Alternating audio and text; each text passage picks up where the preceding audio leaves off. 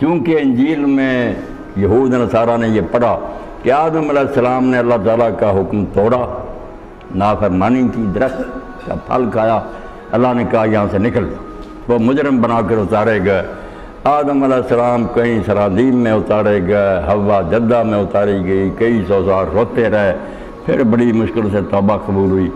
اب جن لوگوں کے ذہن میں یہ آ گیا کہ انسان اس زمین میں قیدی ہو کر آیا، مجرم ہو کر اتارا گیا، جرم کی سزا کے طور پر وہ کیوں اس جیل میں رہنا چاہیں گے؟ وہ تو یہی سمجھیں گے فوراً اس سے نکلنا چاہیے، خودکشی کریں یا کم سے کم جنگلوں میں چلے جائیں۔ یہ تو دنیا ہمارے لیے جیل خانہ، آدم بطور مجرم کے یہاں آیا، یہ ساری کہانی جھوٹی ہے۔ قرآن اس کا دشمن ہے، خلاف ہے، مگر بدقسمتی کہ ہمارے ذہنوں میں بھی یہی سما گیا۔ یہ غور ہی نہیں کیا کہ سورہ بقرہ میں اور سورہ طہ میں اللہ توبہ وہاں آسمان پر ہی قبول کرنے کا ذکر کرتا، وہ بات وہیں ختم ہوگی۔ غلطی کی، اللہ نے ٹوکا کہ تمہیں منع کیا تھا، تم نے کیوں یہ پھل کھایا، فوراً متنبہ ہو گئے کہ اللہ ہم سے قصور ہوا، معاف کر۔ فتاب علیہ، اللہ فرماتا میں نے توبہ قبول کر لی، انہ هو التواب الرحیم، وہ توبہ قبول کر لیا۔ بعد میں فرمایا ثم اجتباہ، پھر اتنا ہی نہیں کہ توبہ قبول کر لی، پھر میں نے آدم علیہ السلام کو چن لیا۔ پہلے صرف آدمی تھا، اب نبی بنا دیا اور اس کو ہدایت دی، وہاں ہی صاحب نبوت بنا کر تاج سر پر رکھ کر دوبارہ حکم ہوا۔ 2 بار حکم ہے قرآن مجید سے، اللہ کے لیے نکال کر پڑھیں۔ یہ چھوٹی سی بات نہیں، اس سے سارا معاملہ ہی بدل گیا کہ اگر آدمی کالے پانی بھیجا جائے تو وہاں کیوں وہ شوق سے رہے گا؟ وہ تو یہی چاہے گا کہ بھاگ جاؤں یہاں سے۔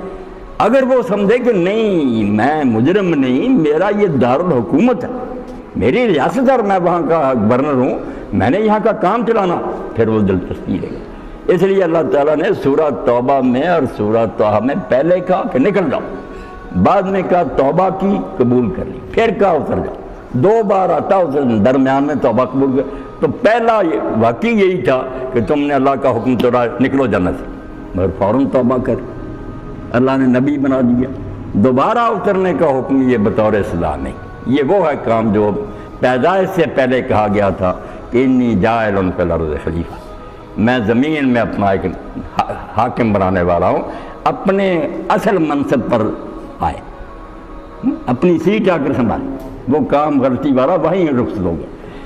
جب یہ بات ذہن سے نکل گئی اور دنیا کو ایک نفرت کی چیز سمجھا کہ نہیں یہ مردار اور اس کے تعلق کتے ہیں، اور دنیا سے مراد لے لیا یہی مال دولت بیٹے اولاد، تو نفرت کرنے لگے۔ زیادہ نے تو یہی کمال سمجھا کہ کمارے رہنا چاہیے، تبتل جائے نا کہ بالکل شادی نہیں کرنی چاہیے، اس جھنجھٹ میں پڑنا نہیں چاہیے۔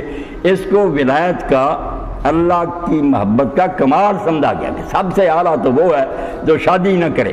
اب اس میں یار پر پرکھیں تو سب سے زیادہ فیل تو معاذ رسول اللہ ہوں گے جن کی 11 بیویاں تھیں۔ نبی کریم صلی اللہ علیہ وسلم بھی ولی نہیں رہیں گے۔ اگر یہی بات ہے کہ یہی ہے لنگوٹ بند رہنا کمال ہے، رسول اللہ تو فیل ہیں پھر۔ اور اسی لیے ابن عباس رضی اللہ عنہ فرماتے تھے شادیاں کرو، جو اس کائنات کا سب سے بہتر آدمی تھا اس کی سب سے زیادہ بیویاں تھیں، اللہ کے رسول علیہ السلام کی بیویاں۔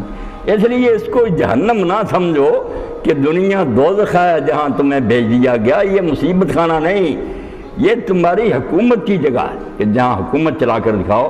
اللہ نے پہلے چھوٹا سا علاقہ دیا کہ زمین پر چلا کر مجھے انتظام کر کے دکھاؤ، اگر یہاں تم اچھے اور قابل منتظم ثابت ہوئے پھر ملک لا یبلا، جنت کی ہمیشہ کی حکومت دے دوں گا، پھر وہاں کا گورنر مقرر ہو گئے۔